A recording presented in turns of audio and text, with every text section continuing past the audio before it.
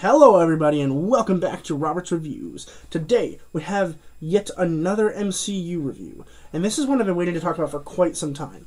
I'll give a little bit of backstory about why in a little bit, but first I wanted to mention a couple things first. So first of all, Daredevil Season 1, Daredevil Season 2, okay? That all happened before this one.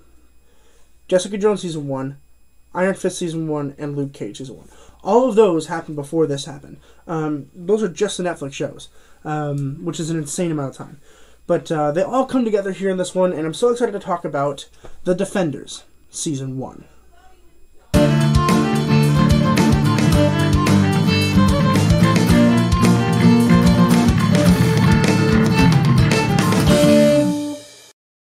The Defenders Season 1 was released in 2017, which feels like a long time ago, but it was only like a couple years ago. So essentially what happens in The Defenders is we have all of our heroes, our Netflix superheroes. We have Iron Fist, Daredevil, Jessica Jones, and Luke Cage, and they're coming together, and they're trying to defeat the Hand, because they're finally realizing that they can do that after 5 seasons of shows. I'm going to give a brief synopsis after I describe why I'm excited to talk about this one. So, when I was watching the Marvel Cinematic Universe in order, which I have been doing for the past, almost a year now, because I've been busy watching other stuff as well, as you guys know. There's over almost 150 reviews on the channel.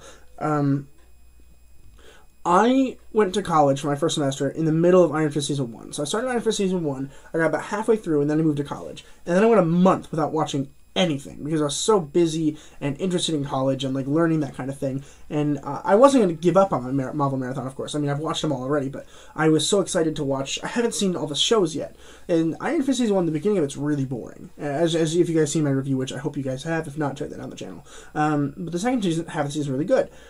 So once I started watching it again, I watched it really fast. I watched it in 2 days. Watched the second half of it. Guardians of the Galaxy Volume 2, Spider-Man Homecoming, easy. Watched them real quick. And then I started The Defenders, and I started it, so I had classes in the morning for 3 hours, and then I would finish class at 11, and I would get lunch, and I'd be back by noon. So by noon, I was like, I'll just start The Defenders, see how it goes, we'll watch 1 hour of it today, and then we'll call it good. So I started watching it, and I watched all 8 hours straight through. It was so fantastic. First of all, finally The Hand. Holy crap. We had so much of that garbage. We had so much Hand garbage everywhere. Just everywhere. Unbelievable. In the past 5 seasons of shows, in almost every season, in almost every episode, they talk about the Hand, sometimes even without talking about the Hand itself, but talking about the people that are a part of the Hand. It just felt so annoying and dragged out. So I was so excited when we finally were able to get together and freaking kill the Hand. I was so... It wasn't even because I liked the heroes more than the villains in this, but because I just felt so frustrated about only hearing about the Hand for months. I'm just so tired of it. So happy when we're finally able to kill it. Essentially what happens in this season is they all get together, they all kind of meet, and they all kind of hate each other, but they all realize that they have to fight the Hand, and they have to kill the Hand in order to win this big fight.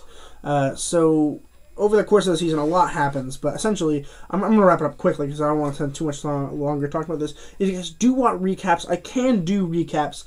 Please drop it in the comments down below, and I will do recaps for you. But I will not. This is not the video for recap. This is just me talking about the show. The ending was really, really strong. The last couple episodes were really, really strong. The whole season was really, really strong. The only thing the season was lacking was Punisher. Which is fine, I guess. Isn't that next matchup? No, it'd be Inhumans first. Yeah, Inhumans, Ragnarok, and then Punisher. So The Defenders was interesting because the ending was so strong, so cool. They fought, then they destroyed this building, and everyone got out except for Daredevil. Daredevil was with Elektra, because if you remember, at the end of Daredevil Season 2, Elektra was re-risen and part of the Hand. So she's a bad person now, and Daredevil spends the entire season convincing Elektra that she's a good person. But he never does, so he ends up just dying with her in the bottom of a building.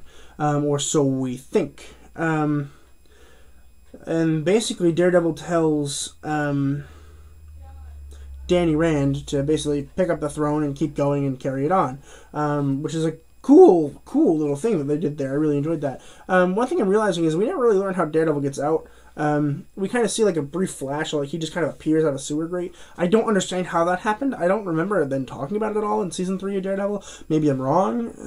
That's going to bother me forever, but whatever. So Daredevil is presumed dead, and all of his friends are sad. That's like the end of the show. Except then the very last scene is Daredevil waking up in the church. So then we know that he lives somehow.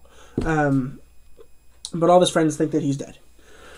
That's basically the whole thing. But I'm going to talk about the acting, because the acting is really phenomenal here. So first of all, Charlie Cox is Daredevil. We've already had 2 entire seasons of Daredevil, so it's a lot of Daredevil before we actually even get into the Defenders. And Charlie Cox is insane as Daredevil. If they ever recast Daredevil for any reason in any show or movie ever, I'm going to be upset. He should be Daredevil for just forever. I've heard there's a chance he's in Spider-Man 3. I will be very happy. I do like Daredevil, particularly Charlie Cox version. He's so witty and fun, and this show, I think I might have maybe liked him a little less than his first season, because his main motive here is love, which is fine for most heroes, but for somebody who's so focused on not love, it's really annoying for him to focus on love the whole time. And then we go on to season 3, where he focuses on anything but love until the last episode. But that's down the road. That won't be up till like freaking probably June, July. But I didn't really like his character. I mean, his acting's phenomenal, but his character just gets a little worse, in my opinion, when put together with everyone else. But really, it is his show. I think I would say that Charlie Cox and Finn Jones were like the main contributors to the show, because we have the Hand in Daredevil a lot, and literally Danny Rand is the Iron Fist, which is like his only job is to fight the Hand. So it's really interesting that we got to see that. Kristen Ritter as Jessica Jones. So she doesn't have a lot of screen time here, really. Just enough to say that she's in the Defenders. Compared to all the other superheroes, she's not great, because she doesn't really have that much of a superpower. She's kind of strong. I still don't entirely understand exactly what she can and can't do, even after watching the second season. I'm hoping to get into that a little bit more in the third season, although I'm not particularly looking forward to the third season almost at all, because I don't really enjoy the first 2. But that's fine. And it has nothing to do with Kristen Ritter. She's fantastic. And I think that her character didn't get better, didn't get worse. It just kind of felt like she was there for most of it, which is fine. She just kind of felt like an extra character here.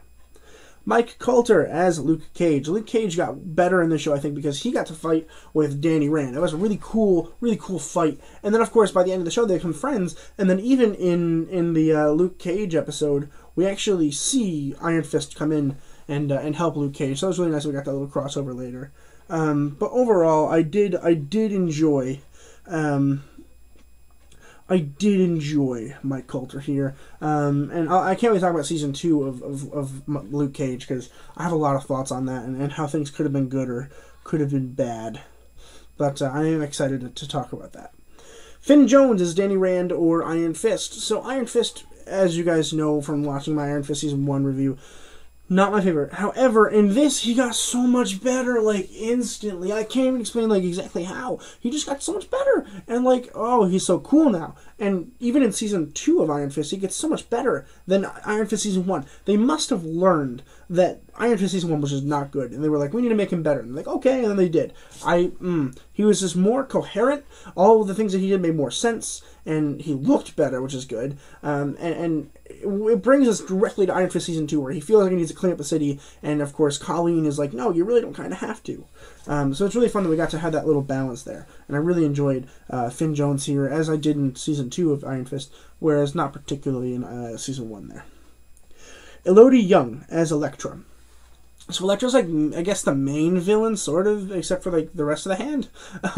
But it's important because she's in love with Daredevil and Daredevil's in love with her, even though she's reincarnated and doesn't really believe in all that kind of stuff. It's really interesting how that happened. And I don't like Elektra at all. I hated her in Daredevil Season 2, and I really don't like her in here either.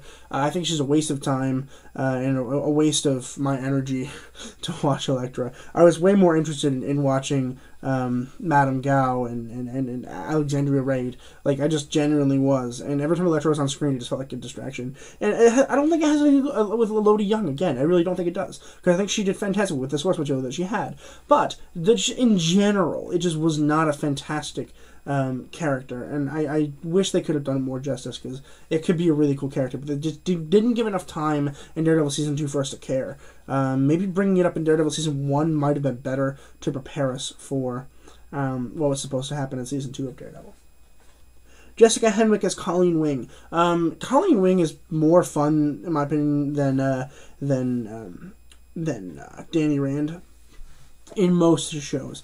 This show is an exception. I did like Iron Fist more in this show than I did Colleen Wing, but Colleen Wing is so fun. I love Jessica Henwick a lot. I really enjoyed her work in all of the shows that she's done on Netflix so far. I really enjoy her in Iron Fist and The Defenders. I can't wait to see her again. Oh, I won't see her again. Because I'll be talking about her again because I'll be talking to her about her again in Iron Fist Season 2. But I'm very sad that I don't get any more Colleen Wing. It's really unfortunate. But in The Defenders, really solid, really had fun. And I wish we had more. She didn't do a whole lot in the show because she's not really part of the Defenders. I wish she was part of the Defenders because she is kind of in her own right a superhero. So I kind of wish that we did that. But unfortunately, it's not in the cards.